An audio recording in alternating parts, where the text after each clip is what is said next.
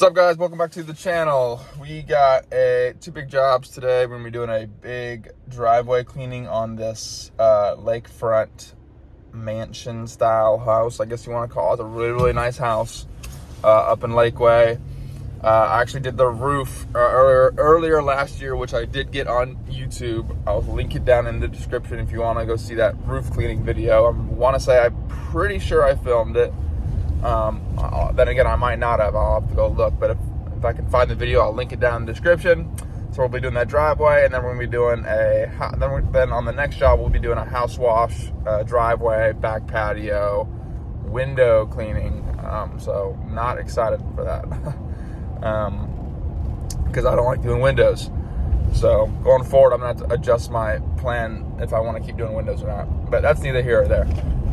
So we're gonna have some fun today. I'll go ahead and prop you guys up, and this is just gonna be another wash vlog, guys. You guys like watching me work, so I'm propping you guys up and see if I can get as much content as possible. Any pointers I can give out there. We're running our 8 gallon per minute, obviously, and we're gonna bring our 30-inch surface cleaner, and we're gonna time how that'll be fun. I'm actually gonna time how long it takes me to do these big driveways, which y'all see. With 8 gallons per minute on a 30-inch surface cleaner. That way you guys can compare and contrast, gallons per minute versus the size of the surface cleaner. And maybe if you want to make adjustments to what equipment you're running in the future, if you see value in the time savings, then, well, here's a nice little video for you guys. You can check that out. And other news, I want to address something real quick. I've been getting a little bit of negative feedback on myself sharing pricing. When I got into pressure washing, I was motivated because I saw some kid pressure wash a driveway, and he said that he made $300 in an hour.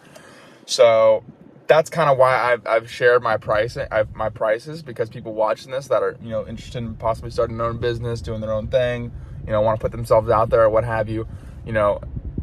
They see the potential of what you can make. I mean, it's pretty motivating. That's what motivated me. I can't speak for anybody else, but I guess I've been getting some comments saying that, Austin, it seems like all you want to do is talk about the money you make and the money that you could make, and it almost sounds like I'm like selfish or whatever, as if the full amount of money stays in my pocket at the end of the day, which it does not. If you're in business and how that works, you don't keep everything. Obviously, taxes, payroll, equipment, chemicals, the whole nine, you guys. So I pretty much share my prices just so you guys can, one, get an idea of how I charge, and two, just to put some fire underneath y'all's butts. You know what I mean? So I guess that's been taken the wrong way a little bit, so I'm going to cut back on how I share my prices.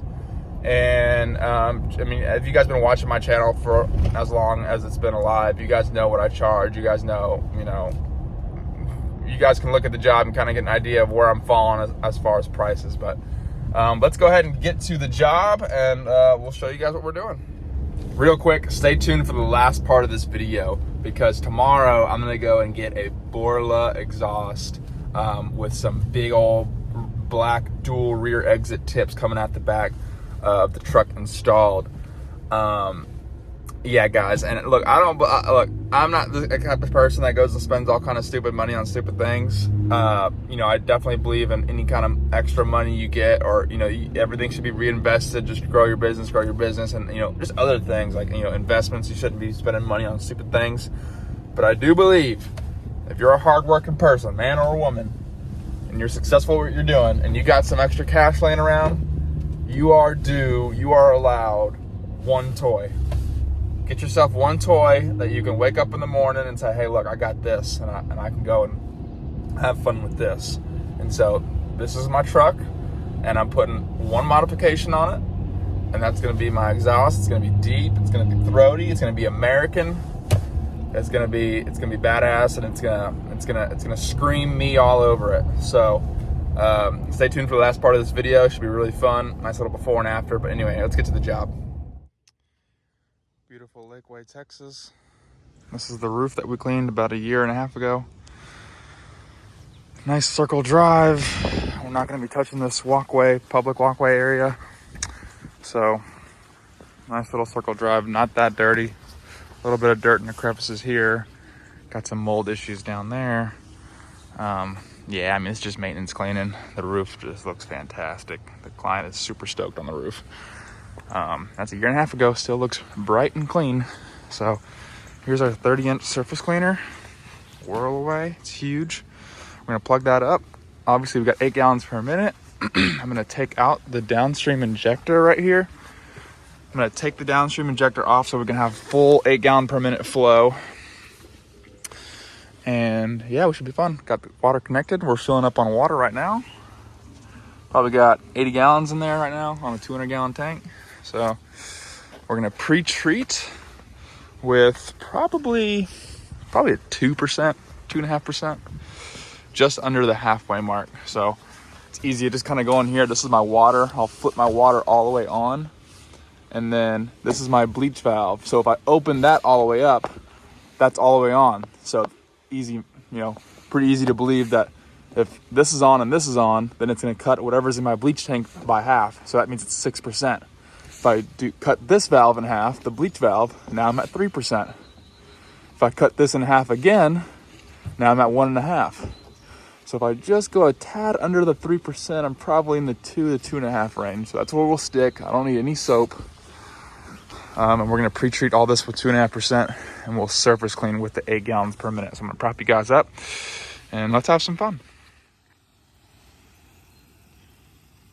No particular pattern I like to do this, just like to do it. You gotta do it. So pre-treating with 2.5%. Driveway's pretty clean, guys. I mean, it's not that dirty. I'm gonna make sure we'll coat all this.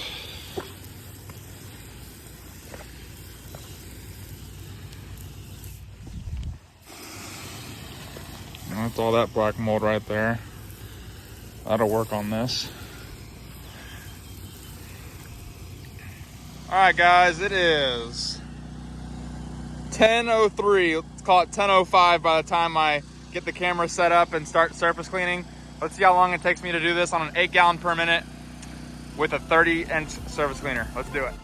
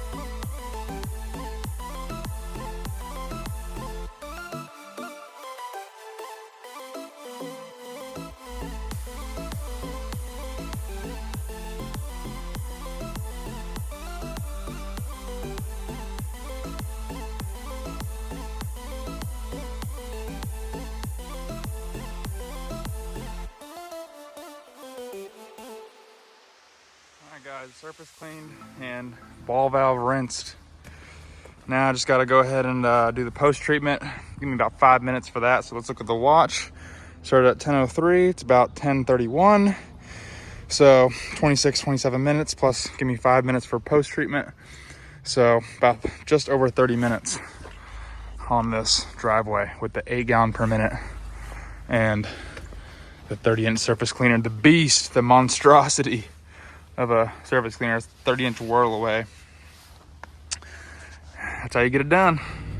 All right, guys, we're on the way to the next one. Like I said, that was beautiful driveway cleaning, 35 minutes. Call it, let's call it 40 minutes when you factor in reeling up the hose reels and talking to the customer and chit-chatting, and then I went ahead and put a couple flyers on a few doors. But yeah, that surface cleaner is an absolute beast. The only knock I have against it is it's a little heavy, and when you're swinging the surface cleaner left or right, sometimes it's because of how big it is, it's kind of hard. It's a little hard to control.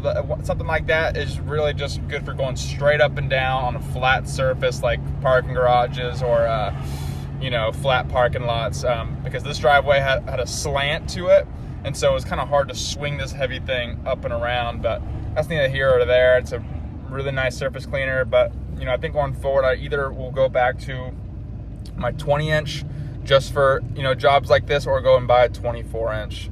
I think the 24-inch, the Dragon Force one, I think is the one I've been eyeballing. It looks really good, and it's got casters, and I think that's the one I might do. That might be my day-to-day surface cleaner, and save the 30-inch for big parking garage stuff, which I am doing a lot of bidding, guys. This month, March, is probably going to be my best month yet. Last month in February was a really, really killer month that almost rivaled my best month.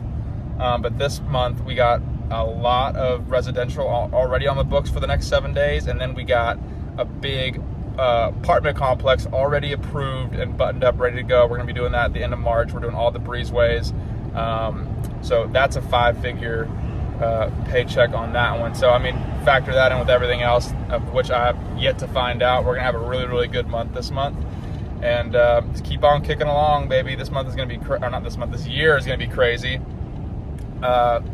I think I definitely want to get a hot water unit, but I don't want to pull a trailer. I did just get a new truck, so I could get a hot water trailer that I can pull behind that truck or this truck. But man, I've really been eyeballing these flatbed trucks. That would be really cool. Put like a big 500-gallon tank on it, on a big flatbed with maybe 2 hot water units. Oh man, with some electric hose reels, man, that would be so sick. But that's going to be pretty expensive, so I'm not too sure what I'm going to do. I definitely need to get hooked up with a hot water unit, because I'm doing a lot of these just commercial stuff. All this commercial stuff that I got in the works, I got to stop renting it, man. I probably rented the hot water trailer probably 15 times. 15 times, $250 a day, which is what I rent it for. I don't know, guys, I can't do that quick math, but I know it's a good amount of money. Probably could have purchased a hot water trailer or a hot water unit for that money. So I'm gonna go ahead and make that purchase, so I can offset some of my taxes this year. Who hates the IRS? I hate the IRS. They don't use my money for good anyway. So I'm gonna be going ahead and purchasing a good hot water unit for the future. But anyway, I'm gonna stop jib-jabbing along. I'm gonna go ahead and get to this job. And window cleaning, don't like it, but let's get to it. Also, I have lost my other pistol gun that I had. I had a nice pistol with a nice big long-range shooter tip on it and an M5 twist. That was lost, stolen. I don't even know what happened to it. I think I left it on a job that I thought I left it on. Customer can't find it. So I got my old pistol. Always have a backup. This one's fine. This is my pistol that I've been using for the last year when I ran my 4-gallon per minute. So we're gonna use that, attach a J-rod to it, and that'll get us through. I'm definitely gonna go out and buy another one, because that other pistol that I had was sweet. Yeah.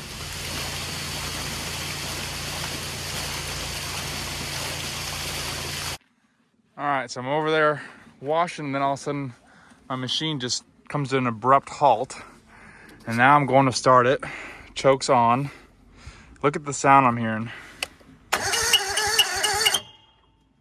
That is not a good sound. I'm gonna go ahead and call this. Yeah, that's not good. I'm gonna have to get this worked on. I'm not sure what's going on. What's going on, guys? It's actually the next day. I have not gotten back to the truck to kind of diagnose the issue yet. I'm gonna have to do it tomorrow morning, but thanks to the great and intelligent people in our Facebook, Pressure Washing and Business Owners Facebook group, I'll link that down in the description. I have a really good idea of what it is, and I'm an idiot and did not do a break-in oil change, which should have happened somewhere around 25, 30 hours. I have 39 hours on it right now. I have a feeling I just kind of went along, thinking that, these motors probably get oil changes every 75 to 100 hours, which is typically what I've read.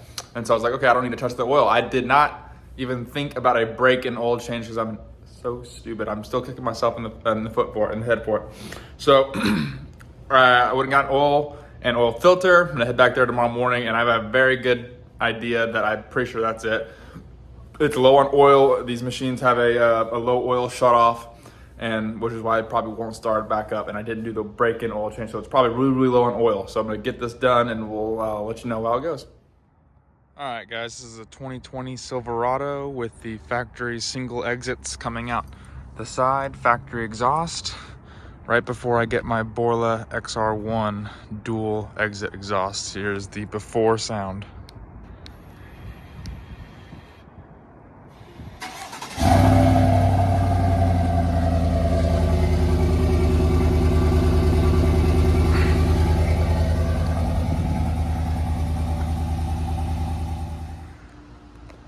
All right, the exhaust is installed.